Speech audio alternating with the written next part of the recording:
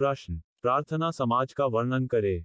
उत्तर, ब्रह्म समाज के कार्यों और विचारधारा से प्रेरित होकर एक समाज सुधारक और पेशे से चिकित्सक ने समाज में सामाजिक विकार, भेदभाव और शोषण जैसे मुद्दों को संबोधित करते हुए लोगों को जागृत करने का प्रयास किया। प्रार्थना की अग्रदूत परमहंस सभा थी, एक संस्था जो 1849 में गठित हुई। यह सभा कट्टरपंथी और रूढ़िवादी मानसिकता के लोगों के साथ टकराव से बचने के लिए गुप्त रूप से कार्य करती थी। परमहंस सभा के तत्वावधान में उल्लेखनीय समाज सुधारकों जैसे ज्योतिबा फुले और प्राच्यविद आरजी भंडारकर ने अंध कर्मकांडों, अंधविश्वासों और अमानवीय धार्मिक रीति रिवाजों के दुष्प्रभावों के बारे में जागरूकता फैलाने का काम किया। कुछ वर्षों तक काम करने के बाद परमहंस सभा गैर कार्यात्मक हो गई और जल्द ही इसके एजेंडों और उद्देश्यों को डॉक्टर आत्माराम पांडुरंग के नेतृत्व में 1867 में स्थापित प्रार्थना समाज प्रेय सोसाइटी द्वारा आगे बढ़ाया गया। डॉक्टर आत्माराम पांडुरंग पेशे से एक चिकित्सक और एक भावुक समाज सुधारक थे, जो महाराष्ट्र के एक प्रतिष्ठित, शिक्षित परिवार से ताल्लुक रखते थे। वह कई सुधारकों के करीबी सहयोगी भी थे। इनमें केशव चंद्र सेन भी शामिल हैं, जो एक प्रमुख ब्रह्म समाज नेता थे और स्त्रीकृत और गैर प्रगतिशील हिंदू समाज में जीवन की एक नई किरण लाने के लिए कट्टरपंथी सुधारों में गहराई से लगे हुए थे। पश्चिमी उदार मूल्यों और भारतीय धार्मिक और आध्यात्मिक परंपरा से अत्यधिक प्रभावित डॉक्टर आत्माराम पांडुरंग ने जगन्नाथ शंकर सेठी, बालशास्त्री जंभेक, विष्णु शास्त्री बापट और कृष्ण शास्त्री चिपलूनकर जैसे कुछ अन्य समान विचारधारा वाले लोगों के साथ एक आस्तिक संगठन के रूप में प्रार्थना समाज की शुरुआत की, जिसने सिद्धांत और व्यवहार में पश्चिमी और पूर्वी दर्शन दोनों को समेट लिया।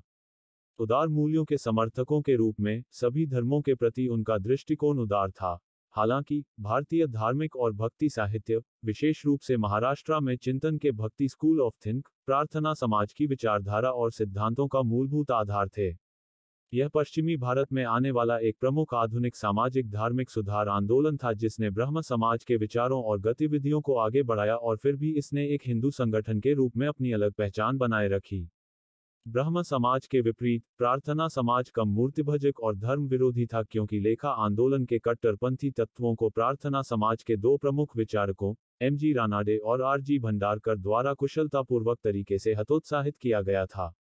इस प्रकार प्रार्थना समाज को हिंदू तह से बाहर एक संप्रदाय के रूप में नहीं देखा गया।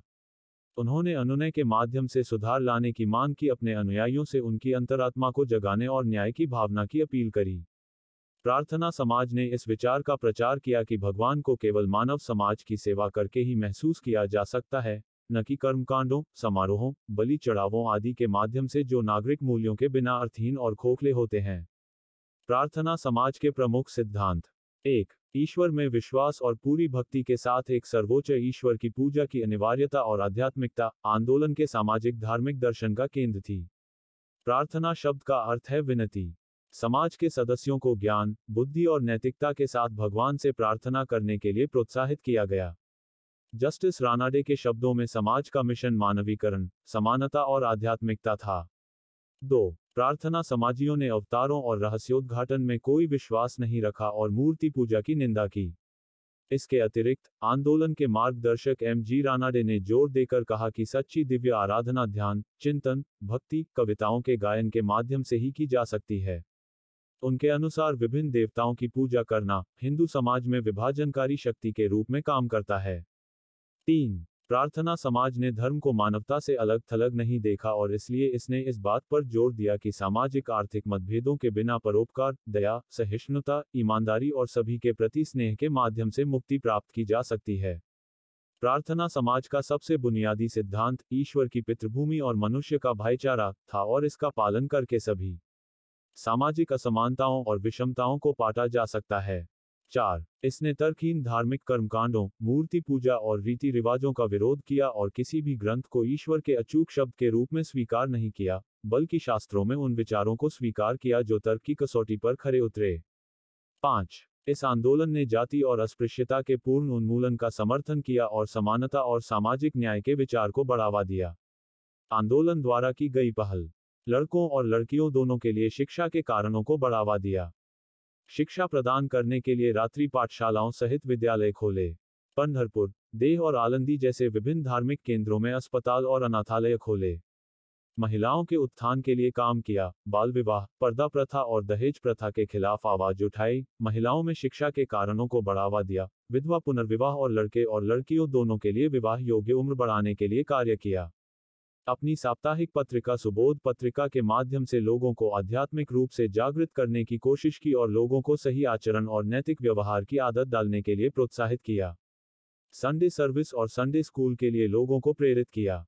मूल्यांकन, प्रार्थना समाज और ऐसे आंदोलन का नेतृत्व करने वाले व्यक्ति जैसे M.G. Ranade, R.G. Bhandarkar, G.K. Gokhale, तलंग और N.G. चंदावरकर सामाजिक सुधारों पर ध्यान केंद्रित करने के लिए बहुत स्पष्ट दृष्टि वाले बुद्धिमान और ज्ञानी व्यक्ति थे और उन्होंने हिंदू धर्म का मौलिक विरोध नहीं किया।